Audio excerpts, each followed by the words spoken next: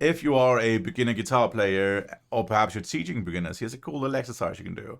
You might know your open chords like C major, D major, A minor, E major, E minor, G major, and so on. All those open kind of cowboy chords. And you can try and move those shapes around the fretboard and just keep the fingering as they are there and still play the open strings. Here's an example, C major. Try and move that up to the 5th fret. It's still the same shape. Cool sound. 8th fret. Cool sound. 10th fret. Or 12th fret. 13th fret. And back to the octave. It's a pretty cool sound. It's something you can use in your compositions and just as a tool in your toolbox. Let's try and do it with a different chord. Let's do a G major and move that up. So, 6th fret, 8th, 10th, and 13th, and back to the octave. So, and this can kind of prompt you to talk about theory and why it works, and I think that's probably a really cool thing to kind of go like, okay, so this is something that makes sense musically, why that works to play the shape there or here and so on. And if we look at that C major shape here we started with, well, if you go up to the 5th fret, why does that work? Why is this a thing that works as a shape up here? Well, 5th fret of the A string, that's D. 4th fret of the D string, that's an F sharp, and then you have the open G, and you have a D again, and then an E. Now, what I think in my mind is sort of a D major-ish. We have the 9th up there, kind of chord. Of course, you're leaving out that A, but that A is the 5th anyway, so that's not too important. Most importantly, you have the major 3rd. You have the 9th, and then you have like an 11th, I suppose. So, D major 9 add 11 something along. D major add 9 add 11, something like that. And if you look at the notes, they all fit into, for instance, the D major scale. And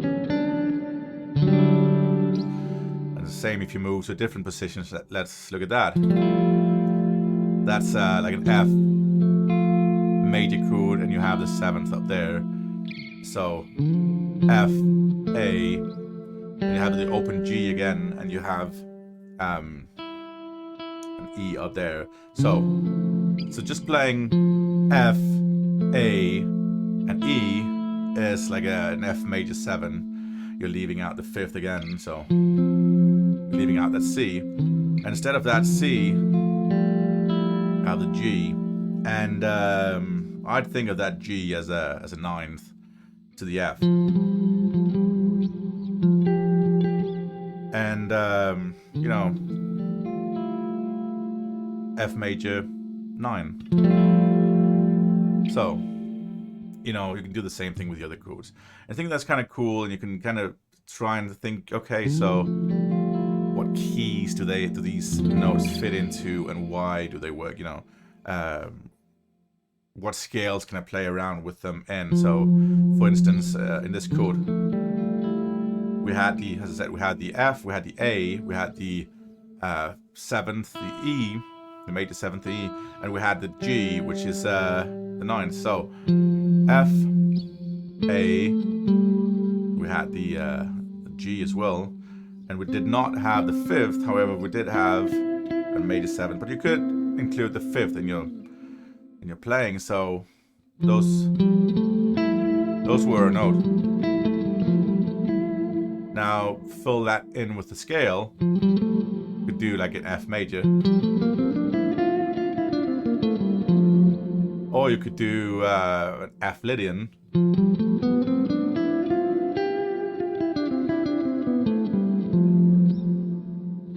All the way up. I played the F major on the way down. Well, you get the point here. Same with the other chords I was playing. in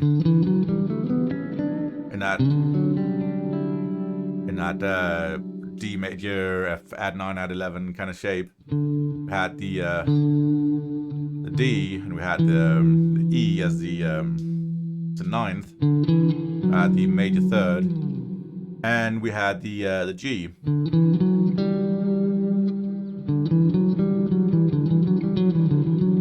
Now those were our notes. Like, you know, we could. That was D major. It could be part of a Mixolydian.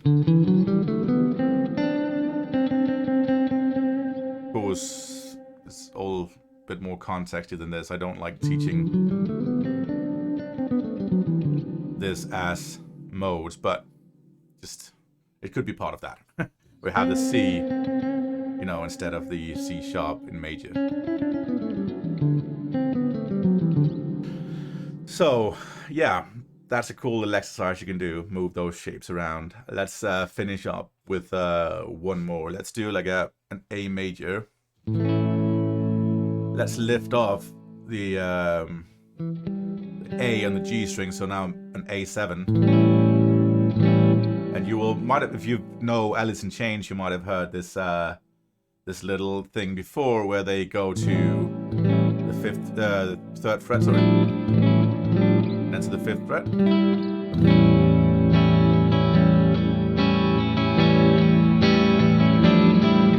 Something like that. I don't remember the rhythm of it. And yeah, move it up.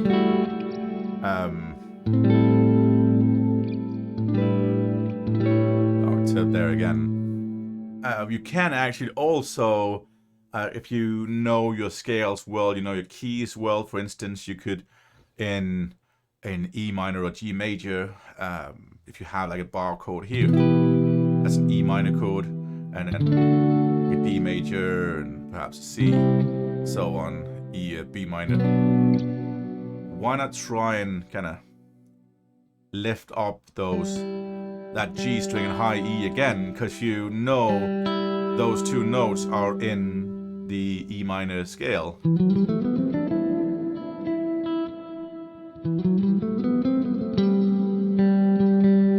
So let's try that. E minor, lift up the G and the high E, you get this.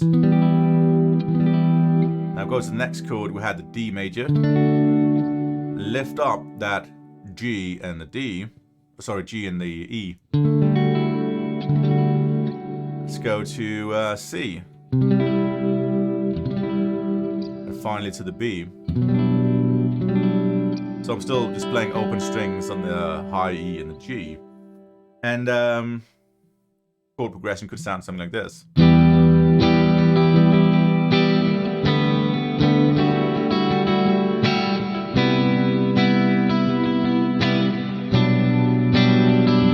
Let's do that again.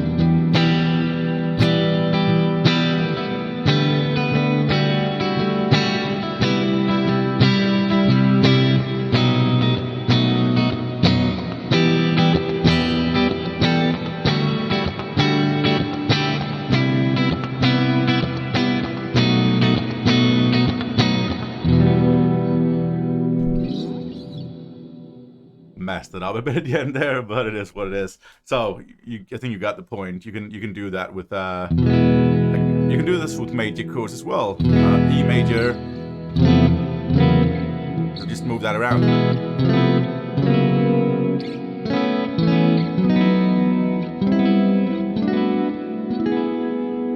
And I think on that E major note, let's end it here. Thanks for watching.